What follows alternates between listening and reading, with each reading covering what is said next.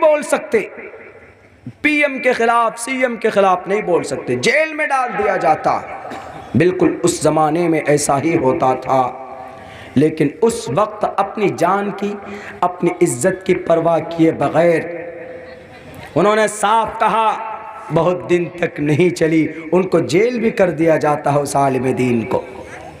बताइए, अगर हमारे उलमा मफकूद हो गए, मिसाल के तौर पर ख़त्म हो गए, 10 साल के बाद आपके लाल बतानी में एक भी आलिम दीन नहीं रहा, अल्लाह करे ऐसा ना हो, ऐसा होगा नहीं इंशाअल्लाह, लेकिन कहीं होता भी है, उलमा उठा लिए जाते हैं। जब हम उलमा की बेइज्जती करते, जब हम किसी आलिम दीन पर 376 का धारा लगाकर जेल में डलवाते, जब हम किसी आलिम दीन के ऊपर 153A, 307, 302, 305 की धारा लगाकर उन्हें जेल के अंदर डालते, हम मोमिन कलिमा पढ़ने वाला, जब हम मुसलमान अपनी आपसी रंजिश की वजह से उसको दुनिया के सामने जलील करना चाहते हैं, तो ऐसी हमारी इन हरकतों की वजह से अल्लाह तबारक व तआला उलमा को उठा लेता है। मक्कतुल मुकर्रमा में नबी रहे, 13 साल तक रहे कि नहीं रहे, लेकिन कोई चेंजिंग नहीं। जब वहाँ के लोगों ने मोहम्मदुर रसूलुल्लाह के साथ जुल्म न इंसाफी की, तो अल्लाह तबारक व तआला ने कहा कि तुम लोग हकदार नहीं हो कि मोहम्मदुर रसूलुल्लाह जैसी नियामत उज़्मा, एक आखिरी नबी, एक सैयदुल अंबिया तुम्हारे बीच में मौजूद हो। अल्लाह ने कहा कि मोहम्मद जाइए यहाँ से, जरूरत नहीं है इन नालायक नाहंजारों के बीच में रहने की जो खामखा आपको परेशान करते। जब आप अपने ईश्वर का नाम लेते हैं, अल्लाह का नाम लेते हैं, तो आपके सर पर ओजड़ियां डालते, आपके रास्ते में कांटे बिछाते। क्यों दुश्मनी करते हैं ये? मक्कतुल मुकर्रमा के एक एक बाशिंदों ने नबी से खुली बगावत की, दुश्मनी की, तो अल्लाह ने उस नेमत को छीन कर कहाँ मुंतकिल किया? मुसलमानों, मदीनतुल मुनव्वरा भेज दिया जाता।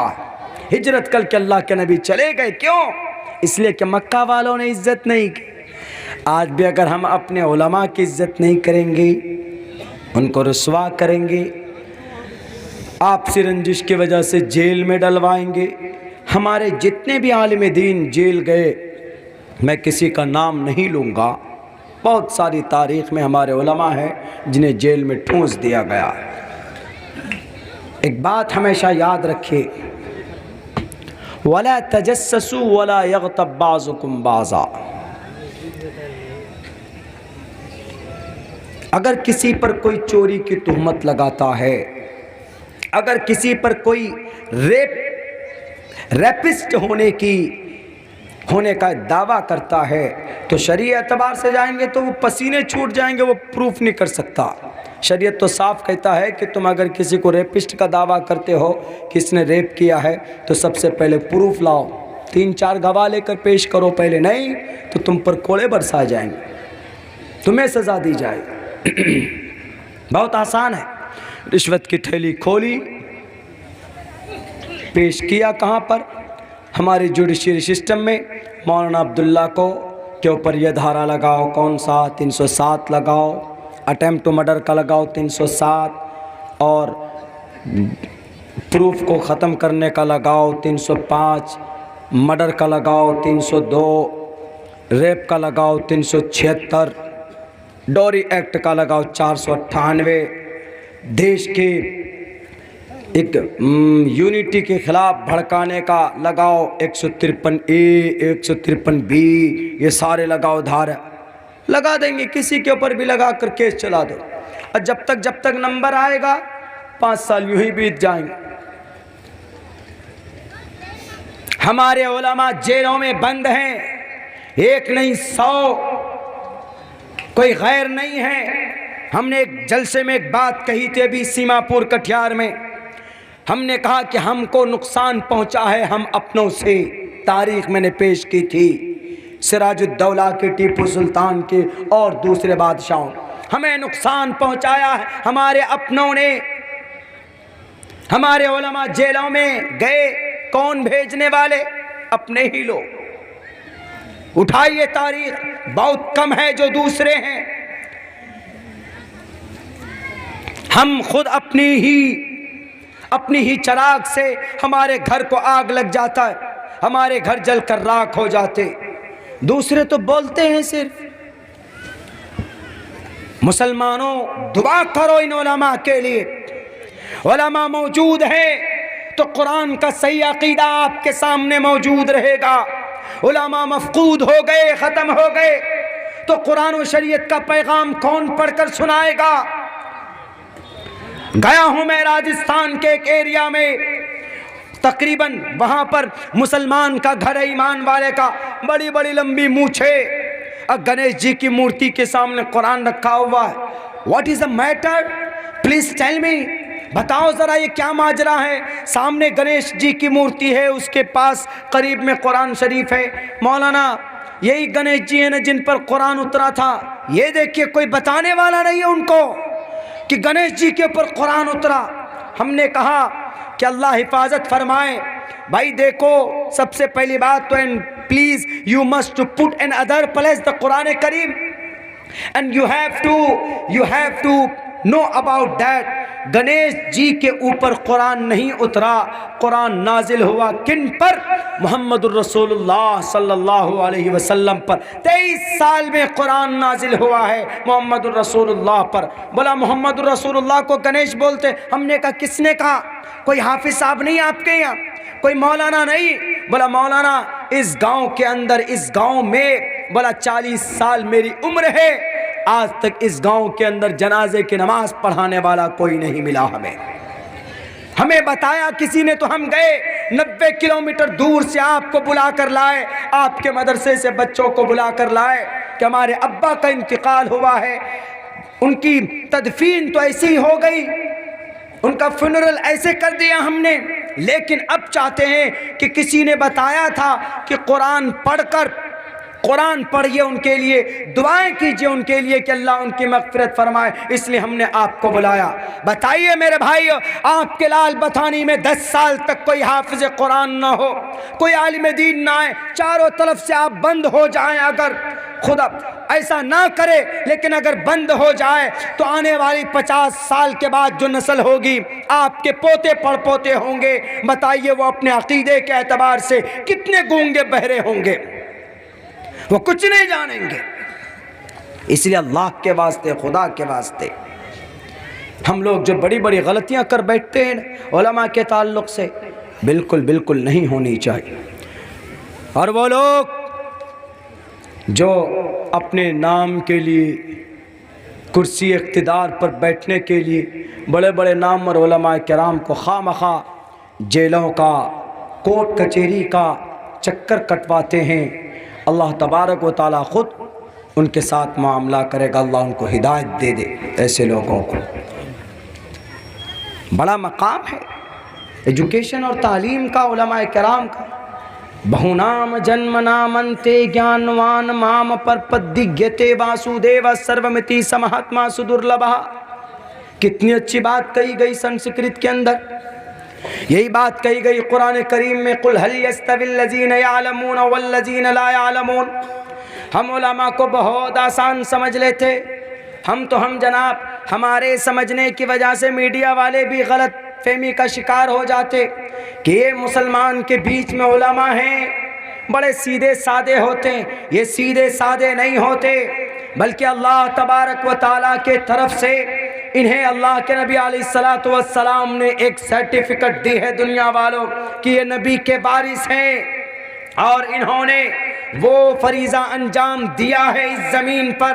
दिया कि नहीं दिया बताओ? जब इस ज़मीन के ऊपर 3री सदी के अंदर जब अब्बासी सल्तनत के लोगों ने इस्लाम को धुंधला करने की कोशिश की, तो उन बातिल ताकत का मुकाबला किसने किया था? खालिद अद्दुर्योश ने किया था, सलामतुल सुहैम अस्सलामतुल अंसारी ने किया था। उठाओ, तारीख गवाह है मेरे भाइयों। जब अब्बासी सल्तनत के अंदर कुछ इक़्तिदार में बैठे हुए कुछ लीडरों के ज़रिए से जब कुरान करीम के ऊपर इसकी डेफिनेशन बदलने की बात की गई, उस वक्त के बड़े आलिम दीन इमाम अहमद इब्न हम्बल सामने डटकर खड़े हो गए थे। मैं जानता हूँ इस बात को कि उलमाए किराम जब जब आवाज़ बुलंद करते हैं ये कौम उनकी मुखालफत ज़रूर करती है कि ये तो नेताजी की सपोर्ट करता है, ये फलां की ज़ुबान बोलने लगा है। आज हम बुखारी पढ़ते हैं ना, सबसे पहले अल्लाह की किताब के बाद, कुरान के बाद, अगर इस ज़मीन पर अगर कोई ऑथेंटिक किताब है, अगर कोई मजबूत कोई हदीस की किताब है अल्लाह के कुरान के बाद, वो बुखारी शरीफ। इस बुखारी शरीफ को लिखने वाले कौन? कोई फरिश्ता नहीं है, बल्कि इसी ज़मीन पर पैदा होने वाले एक बहुत बड़े आलिम दीन, बुखारा के अंदर पैदा होने वाले, जिन्हें हम लोग इमाम बुखारी के नाम से जानते। इमाम बुखारी को उनके गांव से निकाल दिया था, फिर क्या हुआ बुखारा का जानते हैं? कम्युनिस्ट के जरिए से उस बुखारे की ईंट से ईंट बजा दी गई थी।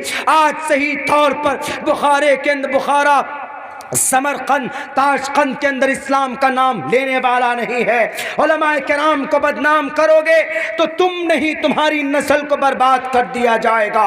उलमाए किराम की बेइज्जती करोगे, जेल में डालोगे, तुम नहीं, तुम्हारे आने वाली खानदान को अल्लाह तबारक व तआला आसमान और ज़मीन से ले आसमान पर ऊपर ले जाकर पटक देखा, जैसे कि कौम लूत के साथ किया गया था। वजअलना आलिहा साफिलहा, उठाओ तारीख गवाह है। इमाम अबू हनीफा बहुत बड़े इमाम गुजरे हैं, अल्लाह तबारक व तआला ने उनसे काम लिया था। इमाम मालिक से काम लिया था, अल्लामा इब्न तैमिया से काम लिया था, और अल्लामा नौवी से काम लिया था। ये वो लोग थे हमारे भारत के अंदर जनाब। ऐसे जालिम आए हैं। एक बादशाह आया, उन्होंने शरीयत को मिटाने की कोशिश की, उन्होंने कुरान की जगह पर एक नई शरीयत लाने की कोशिश की। पता है क्या कहा लोगों से यूँ कहा कि ये कुरान 1200 साल पुराना हो चुका है, बल्कि 1000 साल पुरानी ये शरीयत है।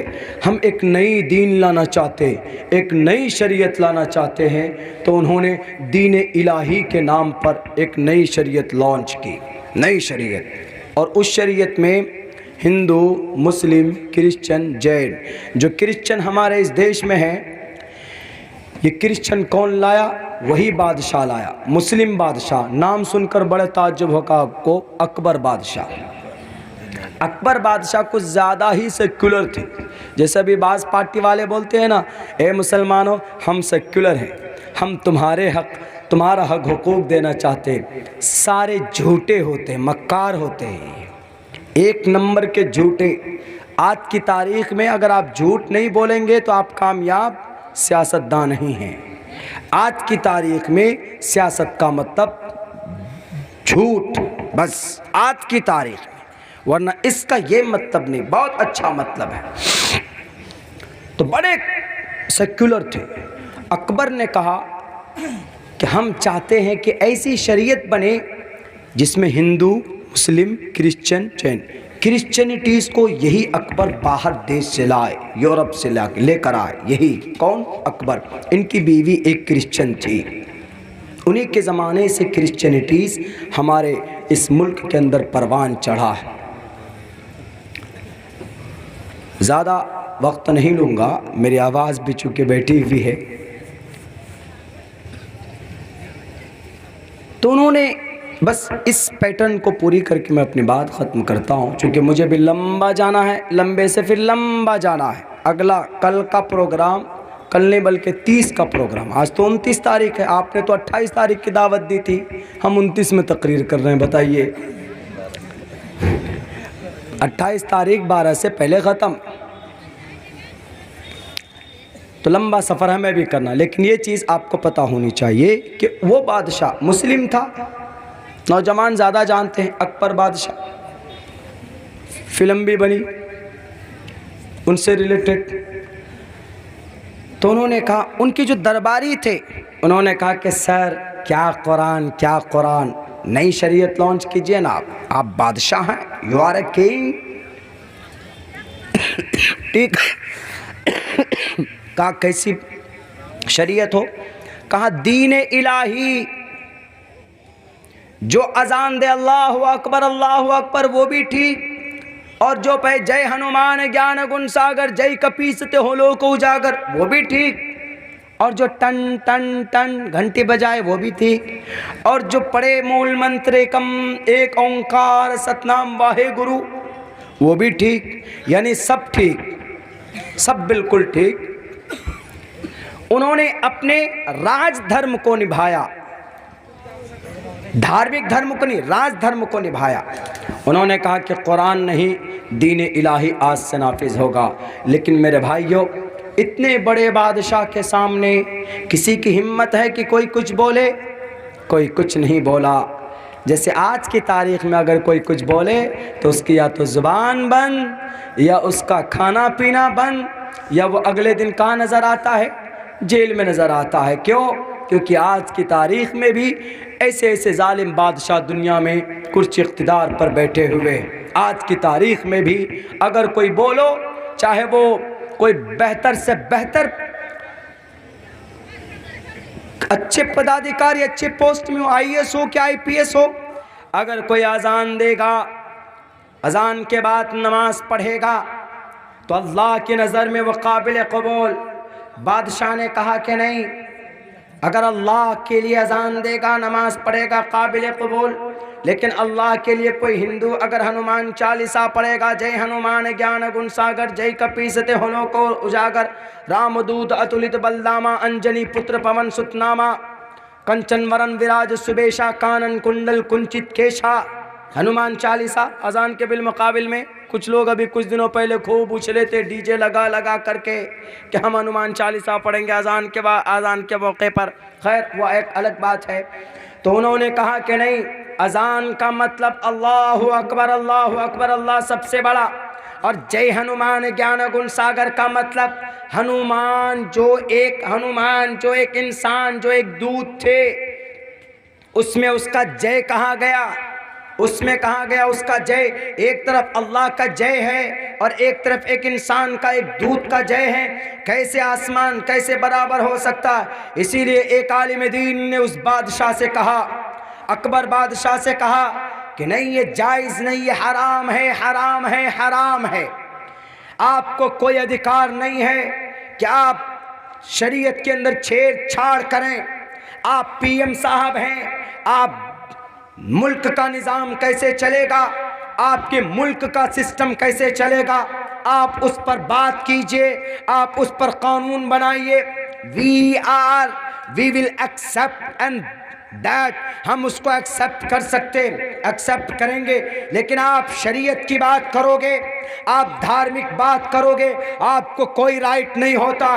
धार्मिक बात, शरीयत की बात वही करेगा जो शरीयत का जानकार होगा, जो धर्म का जानकार होगा, जो कुरान करीम का पढ़ने वाला पढ़ाने वाला होगा, समझने और समझाने वाला होगा, वही शरीयत की बात कर सकता। उन्होंने कहा मैं बादशाह हूँ, आई am a king, I can't do anything because I am a king, I am a बादशाह, मैं बादशाह हूँ, मैं कुछ भी कर सकता हूँ। उन्होंने कहा कि ज़मीन पर तुम कुछ भी कर सकते हो, लेकिन अल्लाह की शरीयत के साथ तुम कुछ नहीं कर सकते। अल्लाह की शरीयत में मदाखलत अल्लाह तबारक व तआला ही कर सकता है, और अल्लाह ने भी कह दिया कि अब ये फैसले नहीं बदले जाते, अल्लाह का कानून नहीं बदला जाता है। मेरे भाई, उस बादशाह के सामने उनकी आंखों में आंखें डालकर अगर किसी ने बात की थी तो वो किसी गाँव का मुखिया नहीं था, वो कोई MLA MP नहीं था, बल्कि वो एक आलिम दीन जिनको तारीख जानती है मुजद्दिद अल्फसानी सरहंदी रहमतुल्लाहि अलैहि से। वो एक आलिम दीन थे, कुरान के मुहाफिज थे, मदरसे के पढ़े लिखे थे, सीने में कुरान था, बल्कि अहादीस मुबारका को बारीकी से पढ़ना जानते थे। उन्होंने कोई परवाह किए बगैर उस बादशाह की आंखों में आंखें डालकर बात की थी कि you are going to the wrong way, you will apply and implement and bad thing in on your people, आप अपने लोगों के ऊपर, आप यहाँ के इंसानों पर आप गलत चीज़ नाफिज करने जा रहे हैं। चूँकि दीन और शरीयत एक ही है, वो कुरान है, वो अल्लाह का फरमान है, वो हदीस मुबारका, इसके अलावा जो कुछ भी है वो हम एक्सेप्ट नहीं कर सकते। शरीयत मानकर या कुरान का फरमान मानकर मेरे भाइयों मुकाबला किया और फिर वो दीन इलाही। उनके बाद अंग्रेज़ ने इस धरती के ऊपर कोहराम मचाया, शरीयत को बदलने की बात की तो कौन खड़े हुए थे? भारत के अंदर सबसे पहले हदीस का दर्स देने वाले, भारत के अंदर तालीम का आगाज़ करने वाले, कुरान और शरीयत के पैगाम को आम करने वाले कौन? शाह वलीउल्लाह मुहद्दिस देहलवी रहमतुल्लाहि अलैह। आलिम दीन थे। कोई नहीं आता मैदान में, मुखिया मिंबर नहीं आते, MLA MPs नहीं आते। अगर कोई शरीयत को बचाने के लिए कोई मैदान में आता है तो हमारे उलमा आते हैं। इसीलिए मैं कहा करता हूँ कि हमारे उलमा को दिल से रिस्पेक्ट कीजिए, मोहब्बत से देखेंगे तो फ़ायदे से खाली नहीं। किसी मैटर में उलझ जाएंगे, किसी मैटर में, तो अल्लाह का कुरान कहता है फ़इन तनाज़अतुम फ़ी शैइन, अगर तुम किसी मैटर में उलझ जाओ तो जाओ कहाँ पर? फ़रुद्दू इलल्लाहि व रसूल, कुरान और शरीयत की तरफ जाओ। लेकिन वहाँ पर तुमको समझ में ही ना आए, because you don't know and how to recite the Quran, Quran कैसे पढ़ा जाता है नहीं जानते, तो कहाँ जाओगे? फॉरवर्ड टू योर आलिम दीन, अपने आलिम के पास जाएंगे कि हज़रत शेख मोहतरम ज़रा बताएं ज़ालिकल किताबुल ला रैब का क्या तर्जमा है? What is the meaning of ज़ालिकल किताबुल ला रैब? ज़ालिका क्या मतलब है? ज़ालिका व्हाट इज़ दिस, क्या है ये ज़ालिका? वो कहेंगे इसमें इशारा ज़ालिका वो के लिए इस्तेमाल होता है, ज़ालिकल किताब वो किताब, लेकिन वो किताब नहीं, यहाँ तर्जमा है ये किताब। एक एक चीज़ आपको बताएंगे। जैसे मेरे पास आएंगे कि मौलाना आप मंत्र पढ़ते हैं बताइए, वो के लिए क्या इस्तेमाल होगा? हम कहेंगे सा बालका वो लड़का, वो लड़की सा बालिका, ये लड़का ऐशा बालका ये लड़का। हम बता देंगे आपको मौलाना आप क्या कर रहे हैं? अहम उपविशति मैं बैठा हुआ हूँ, अम पढ़ंतम अन पठतम पढ़ंती मैं आपके सामने तकरीर पेश कर रहा हूँ, बैठकर कुर्सी पर आपके सामने में मैं बोल सकता हूँ। Because I know I am a आलिम, I am a master, I am a student of Sanskrit.